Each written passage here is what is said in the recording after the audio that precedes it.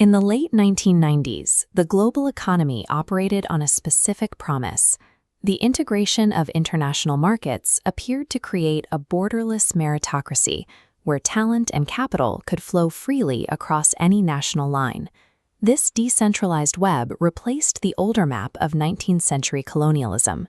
Imperial power no longer required military conquest to extract resources from foreign territories. Instead, global populations are regulated by economic policy, market access, and the targeted surveillance of international borders. Mohsen Hamid's 2007 novel, The Reluctant Fundamentalist, and Mira Nair's film adaptation map the friction between an individual's identity and these shifting layers of global power. The story follows Cengiz, an ambitious Pakistani student who secures an Ivy League education and enters the upper echelons of New York finance. Cengiz enters a world where his professional acceptance is tied to his economic utility. It is a system that treats the migrant intellectual as a vital asset, provided they remain productive and compliant. When geopolitical stress fractures this economic system, the narrative explores how those same assimilated subjects are stripped of their professional status and reduced to classical, stereotyped threats. Theorists Michael Cart and Antonio Negri define this modern structure as empire. They argue modern imperialism is a decentered network sustained by multinational corporations and global financial bodies. This theory is applied directly when Cengiz is recruited by Underwood Sampson. This elite valuation firm acts as a bureaucratic arm of this global empire. Cengiz does not use physical force to exact control. He applies his analytical labor and elite credentials to evaluate international companies, identifying targets for aggressive restructuring and maximizing capital returns. This animated ecosystem illustrates the firm's operational doctrine: focus on the fundamentals. Under this model, human endeavor is evaluated exclusively through profitability. Every local nuance is stripped away to serve a single metric. Relying purely on economic data commodifies human cultures. It allows analysts to dismiss the social history and the immediate human consequences of downsizing communities in developing nations. Recognizing the damage his financial modeling causes, Cengiz accurately diagnoses his own position. He is operating as a modern-day janissary, serving American foreign interests. This mechanism masks neo-colonialism as corporate meritocracy. Elite migrants are recruited precisely because their labor efficiently and often unknowingly facilitates wealth extraction from vulnerable global communities. Homi Bhabha's Hybridity describes migrants balancing heritage with Western demands, occupying a dynamic third space.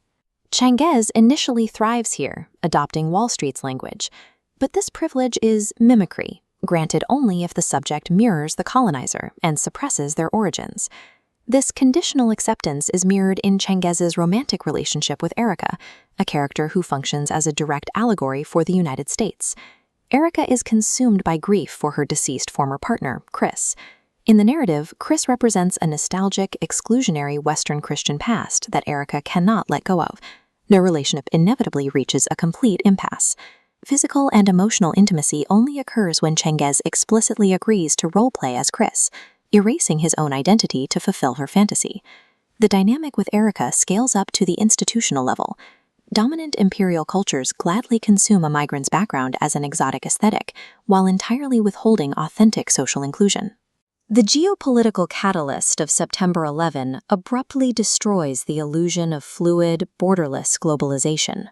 To understand the immediate cultural shift, we apply Edward Said's foundational theory of Orientalism.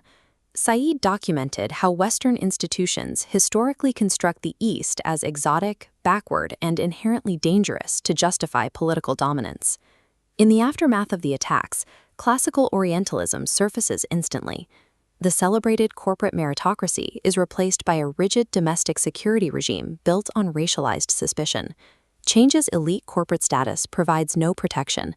Federal authorities and the general public automatically reduce his physical appearance to a simplistic stereotype of religious extremism. This domestic alienation is compounded during an assignment in Istanbul, setting up the narrative's central ethical crisis. Changes is ordered to evaluate an established, historic publishing house.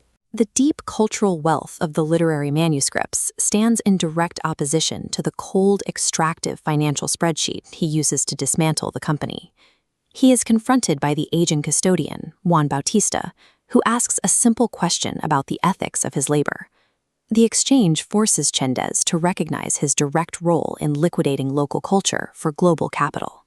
Caught between sudden domestic surveillance in the United States and the stark reality of corporate extraction abroad, the post-colonial subject finds complicity impossible to maintain. Scholars Lisa Lau and Ana Cristina Mendez offer a framework to understand his response: reorientalism. This occurs when post-colonial subjects actively reappropriate stereotypical tropes to challenge Western expectations.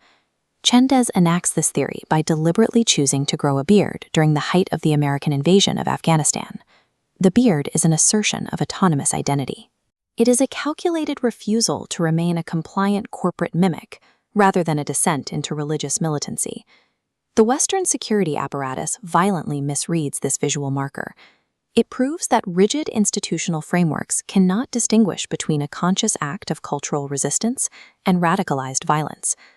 Chendes leaves Wall Street, returning to Lahore to take up a pedagogical mission, teaching political sovereignty and democratic agency to university students. The film frames his new life through a tense cafe meeting with American journalist Bobby Lincoln. The director utilizes heavy ambient street noise, tight close-ups, and rapid editing to build intense psychological pressure. This cinematic ambiguity creates a tense border zone.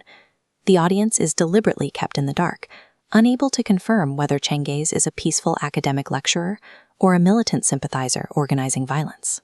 This structural ambiguity forces viewers to confront their own media-conditioned biases, proving exactly how deeply ingrained Orientalist assumptions remain in the observer. This comparison highlights structural parallels between two seemingly opposite forces. Corporate fundamentalism evaluates human life strictly through capital extraction. Political and religious fundamentalism rely on identical mechanics and absolute binaries. Chendes is reluctant because he recognizes these shared traits and ultimately rejects both dogmatic systems. He identifies strictly as a believer in nonviolence. He utilizes academic teaching, rather than corporate extraction or political militancy, as his instrument for critique. The narrative leaves us with a stark outcome regarding the modern global hierarchy. Elite education and corporate utility provide absolutely no protection against systemic racial profiling when geopolitical crises erupt. True post-colonial agency requires dismantling simplistic East versus West binaries. It demands that the colonized subject firmly assert the right to define and defend their own political truth.